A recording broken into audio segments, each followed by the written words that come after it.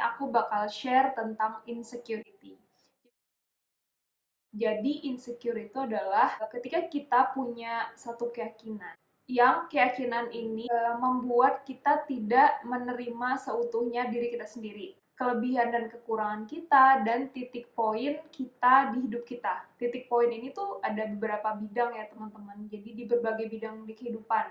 Misalnya titik poin kita di bidang karir yang menyebabkan kita insecure karena kita belum menerima sepenuhnya kita ada di titik mana, atau bahkan kita nggak tahu ada di titik mana.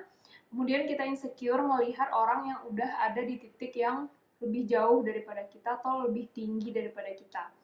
Nah, begitu juga dengan prestasi-prestasi, kemampuan tertentu, ataupun bentuk tubuh.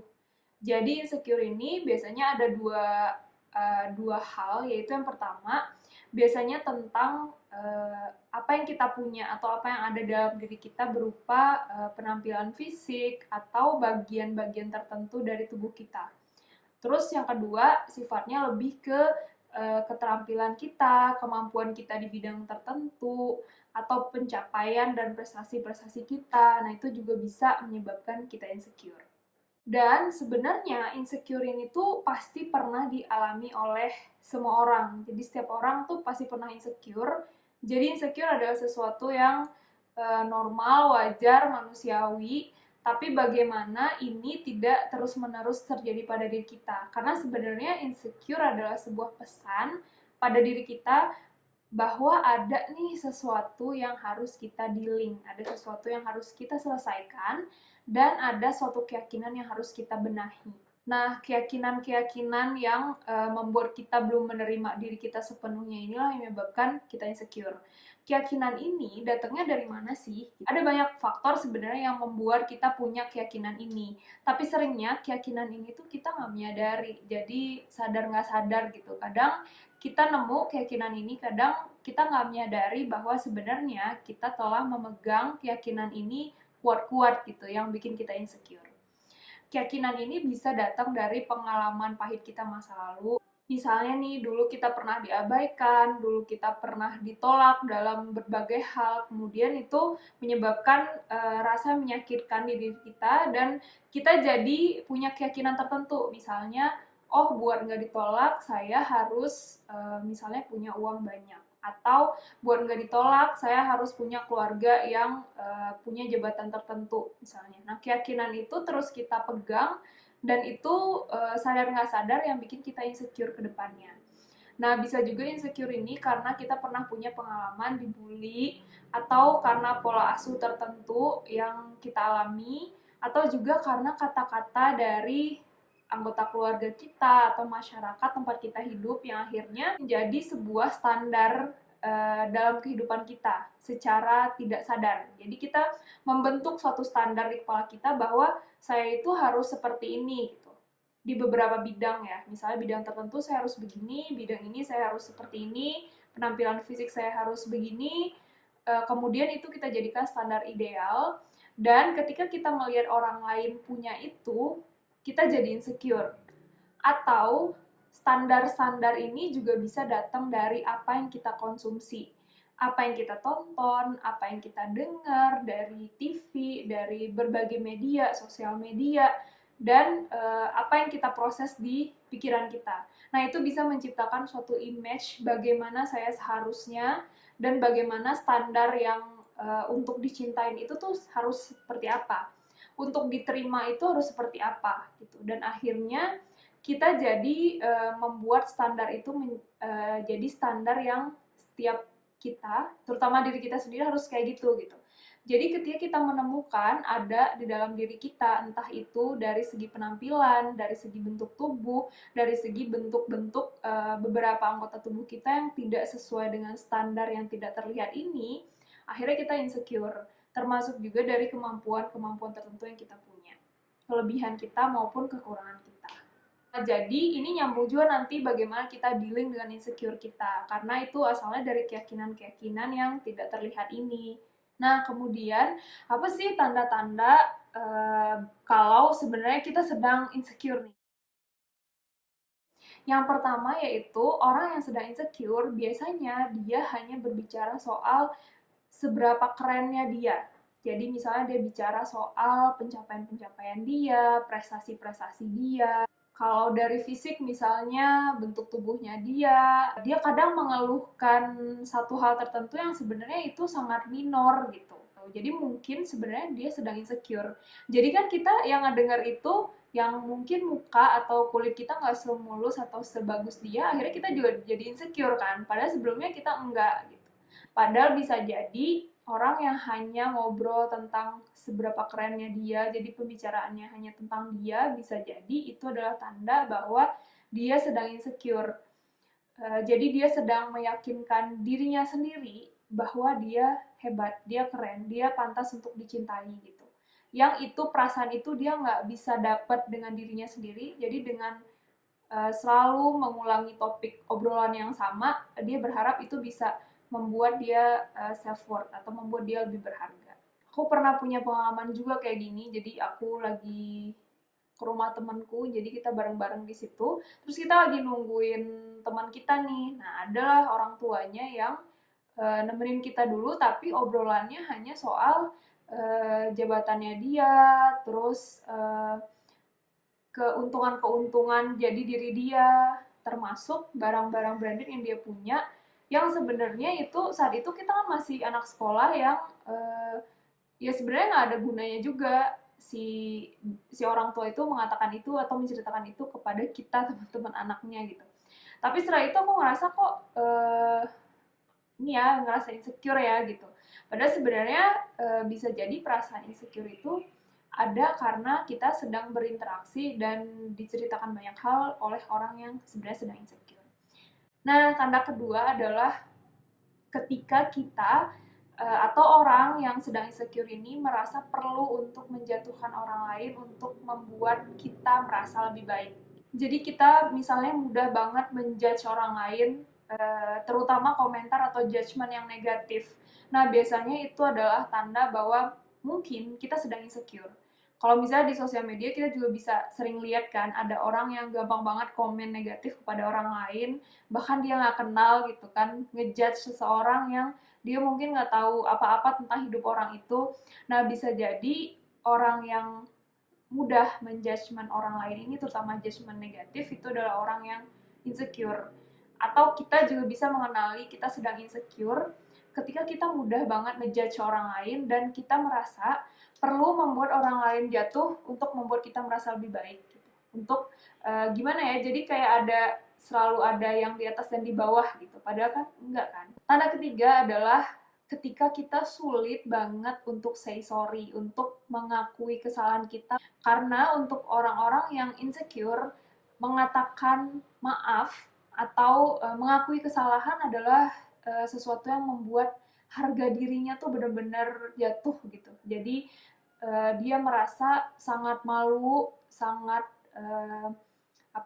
sangat tidak berharga jika mengakui kesalahannya gitu. Jadi bukan kesalahan itu ya dianggap sebagai identitas dirinya gitu. Jadi saya nggak pernah salah harusnya gitu, karena saya perfect misalnya ya. Ada keyakinan dalam diri dia kayak gitu. Jadi ketika dia salah itu eh, ketika harus minta maaf dia nggak bisa minta maaf. Tanda yang keempat adalah dia selalu merasa benar. Jadi kalau untuk di feedback itu susah gitu. Jadi kalau misalnya kita feedback, ya kita yang disalahin. Jadi pendapat kita yang salah, terus kalau kita nggak sesuai sama dia, itu kita yang salah. Gitu. Atau sebaliknya nih, kita bisa jadi sedang insecure ketika kita merasa kita yang benar, hanya kita yang benar, orang yang berbeda dengan kita tuh salah. Dan ketika menerima kritikan tuh kita nggak bisa banget mengendalikan diri ketika dikritik atau di feedback orang lain gitu. Kita bisa jadi kayak marah besar atau benar-benar menyalahkan orang itu. Nah, itu bisa jadi tanda bahwa kita sedang insecure. Karena insecure kan sebenarnya ada ego diri ya, dalam diri yang sebenarnya lemah.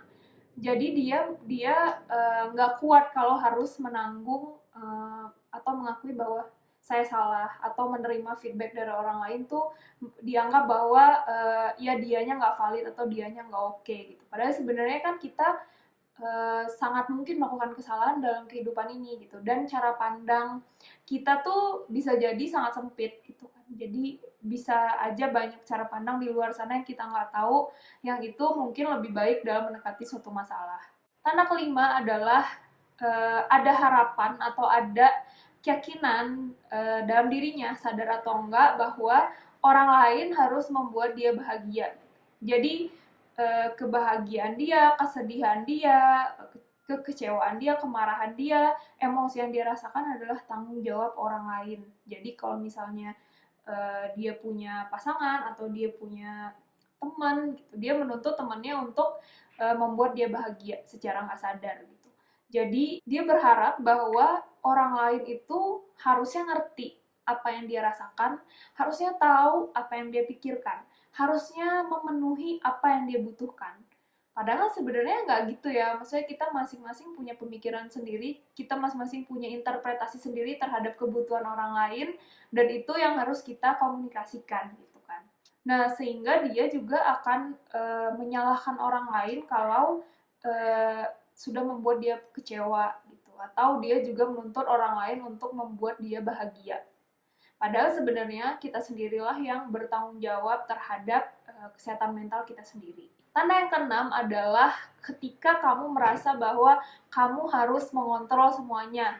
Jadi orang lain harus berperilaku sesuai apa yang menurut kamu benar, atau bagaimana yang seharusnya cara berperilaku menurut kamu gitu. Jadi kamu merasa harus mengontrol banyak hal di kehidupan kamu, termasuk orang-orang di kehidupan kamu. Misalnya jadi orang tua tuh harus gini, jadi teman tuh harus gini, jadi adik itu harus begini, jadi kakak harus begini, jadi pasangan harus begini. Nah, bisa jadi keinginan untuk mengontrol itu datang dari perasaan atau diri yang sedang insecure. Nah, kalau misalnya nih kita udah tahu nih apa aja sih tanda-tanda mungkin kita sedang insecure.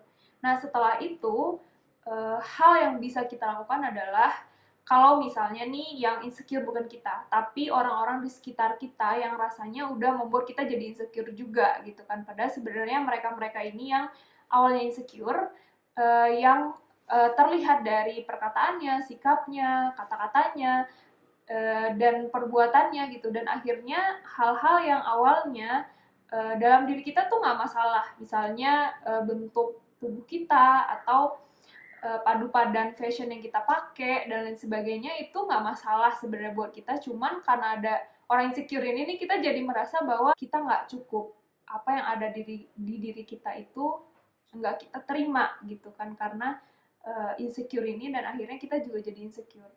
Insecure itu kan yang tadi ya, kita ketika kita belum menerima sepenuhnya mengenai entah itu keadaan fisik atau kemampuan-kemampuan, kekurangan, kelebihan kita, dan titik-titik dalam kehidupan kita. Misalnya titik karir kita, titik relationship kita, titik kemampuan-kemampuan kita dalam bidang tertentu. Nah, kalau kita sendiri yang sedang mengalami insecure, maka hal yang pertama adalah ketika kamu punya salah satu tanda dari yang 6 tadi, maka hal yang pertama adalah perkuat hubungan kita dengan diri kita sendiri.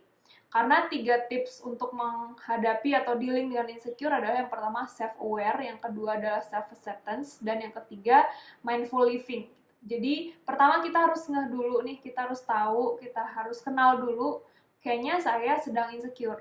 Kemudian kita cari, keyakinan apa sih yang sudah saya pegang, yang itu sebenarnya tidak sesuai, tidak relate dengan kehidupan saya nggak tahu dapetnya dari mana misalnya. Kemudian keyakinan itu yang kita ganti dengan kita lebih aware dengan kelebihan kita, kekurangan kita, dan posisi kita dalam bidang-bidang tertentu. Misalnya kita insecure dengan karir orang lain. Nah, bisa jadi itu adalah sebuah pesan bahwa kita juga pengen karir kayak gitu. Nah, selanjutnya kita perlu aware ya, saya kalau untuk karir kayak gitu, saya ada di titik mana ya sekarang. Bisa jadi orang yang kita lihat itu ada di titik misalnya kayak range 1-10, orang itu udah ada di titik 9. Sementara kita tuh masih ada di titik 1, tapi kita tidak berusaha untuk mengenali saya ada di titik mana nih gitu. Kemudian kita insecure. Terus yang kedua, kita menerima diri kita dengan kekurangan dan kelebihan dan titik kita berada sekarang. Kemudian kita menerapkan mindful living. Mindful living yaitu hidup yang lebih sadar, lebih ngeh bahwa apa sih yang pengen saya capai dalam hidup, apa sih nilai-nilai yang penting untuk saya, dan lain-lain sebagainya. Apa yang bermakna untuk saya. Nah, ketika insecure itu datang lagi, kita bisa mengakses lagi nih keyakinan apa yang nggak sesuai sebenarnya sama nilai-nilai pribadi saya. Mungkin itu aja teman-teman, semoga ini berguna, dan sampai ketemu di video selanjutnya. Dadah, makasih udah nonton.